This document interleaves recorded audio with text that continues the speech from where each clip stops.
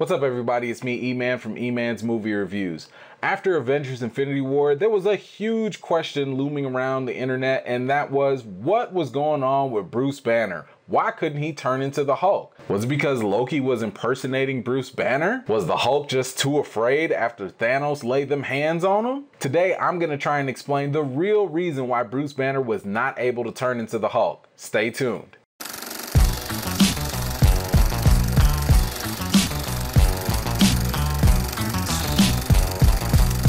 If you haven't already, please go ahead and click on the subscribe button, and while you're at it, click on that little bell too. Please be forewarned that there's a very good chance that everything that I'm about to tell you could probably end up becoming true, and it could be a huge spoiler for the next Avengers 4 movie. I don't have any type of insider information, but I've got to warn you anyway, so you know, spoiler alert. So right off the bat, let me just say Loki is not impersonating Bruce Banner. You can check out my last video where I give you a number of reasons why that theory just does not add up. Check the description for the link to that video, or you can click right up there. Next thing we can clear up, Hulk was not afraid of Thanos. I must admit, it does sound pretty convincing to believe that the reason why Bruce Banner can't turn into the Hulk was because the Hulk was afraid of Thanos. I mean, we've never seen the Hulk get whooped that bad before on the big screen. However, the evidence simply doesn't hold up. We've seen Hulk get beat and knocked down before, and we know that time and time again, he doesn't give up. Hulk will continue to fight and get madder even if he is outmatched at that time.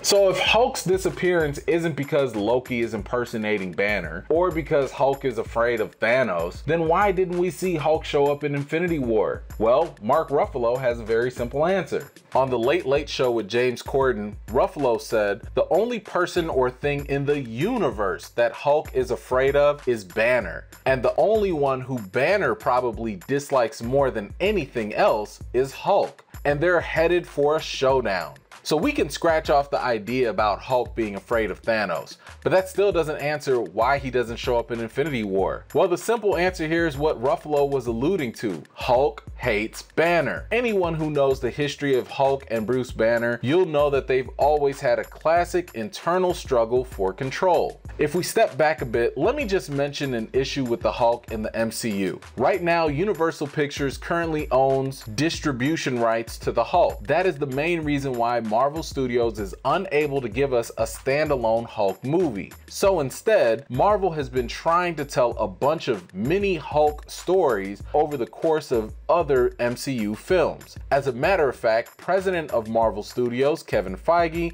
has had this to say. It is something when we were talking to Mark about this movie and trying to get him excited and getting him to agree to be in Thor Ragnarok, I did pitch to him a potential sort of 3-movie arc for the character starting with this, and that is what we ended up doing. Now, I won't say where it goes, but it's the continuing evolution of the relationship between Banner and Hulk, and you see a side of it here.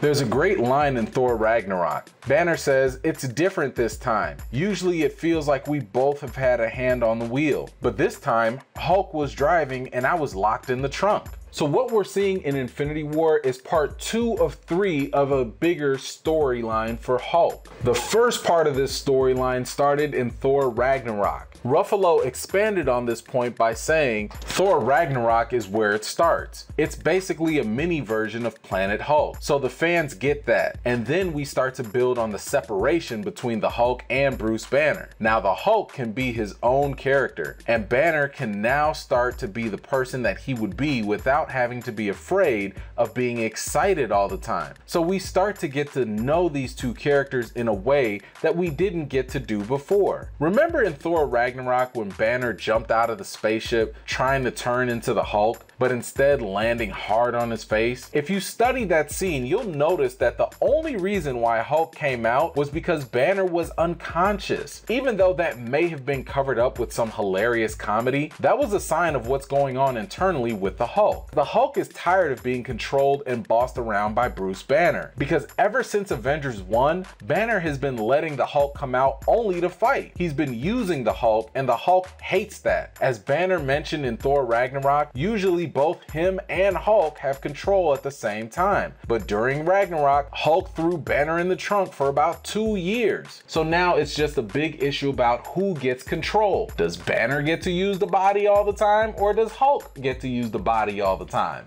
So what we're getting from Thor Ragnarok, Avengers Infinity War, and the upcoming Avengers 4 film is a story about control between Banner and the Hulk. In Avengers Infinity War, we hear Banner say something like, "Hulk, we're gonna have to work this out, buddy." If I had to guess, in Avengers 4, both Hulk and Banner are going to find a way to share control of their body. Because ever since Avengers 1, the MCU has not shown Hulk any level of respect. They continuously prop him up to be the strongest there is, and then they use Hulk as a plot device to show how powerful or great someone else may be. I wouldn't be the least bit surprised if they do something to have Captain Marvel show up the Hulk in some way, just to establish how great she is. Hopefully Marvel will redeem the Hulk big time in Avengers 4 and give him an epic scene that will help make up for the past couple of movies. Many fans might recall the different transformations of the Hulk in the comics. We got Planet Hulk in Thor Ragnarok, a bit of Savage Hulk in Age of Ultron, so I'm betting that we see Professor Hulk, or maybe even the Grey Hulk, who is basically a combination of the brains of Bruce Banner with the sheer strength of the Hulk. Either way, I really hope that I explained what's really going on with the Hulk clearly enough for you all. But you know, as with anything, I could be completely wrong. So please let me know what you all think in the comments down below. Does this real truth about the Hulk make more sense compared to the Loki impersonating Bruce Banner theory? Does it make more sense than Hulk just being afraid of Thanos? Post your thoughts in the comments down below because I'd love to hear from you and just talk to you about what you're thinking. Thank you very much for watching, and if you're new to my channel, please don't forget to subscribe and give this video a thumbs up if you enjoyed it. I've got more reviews and videos coming up for you all, and until then,